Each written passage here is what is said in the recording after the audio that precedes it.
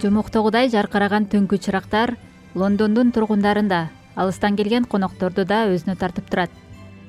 Жаңы жыл алдында бул жарыктарды көрүү үчүн дүйнөнүн булуң бурчунан 100 миңдеген туристтер келишет.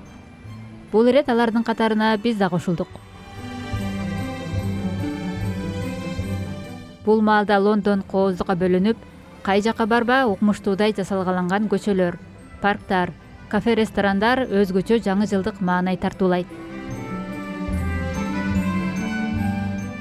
Көпчүлүктүн сүймөнчүлүгүнө ээ болгон Regent Street көчөсүнүн асман тиреген периштелери шаардын көркүнө көрк кошуп турат. 1954-жылы биринчи жолу орнотулган бул инсталляциялар бүгүнкү күндө Лондондун майрамдык символуна айланып, 100 миңдеген жарыктар менен кооздолуп, шаарды кышкы кереметке бөлөйт. Периштелердин канаттарынын узундугу 17 метрге чейин жетет.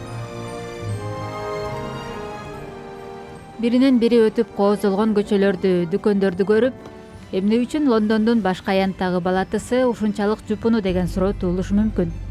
Аны көптөр сынга алып келишет. Бирок анын өзгөчө тарыхы бар.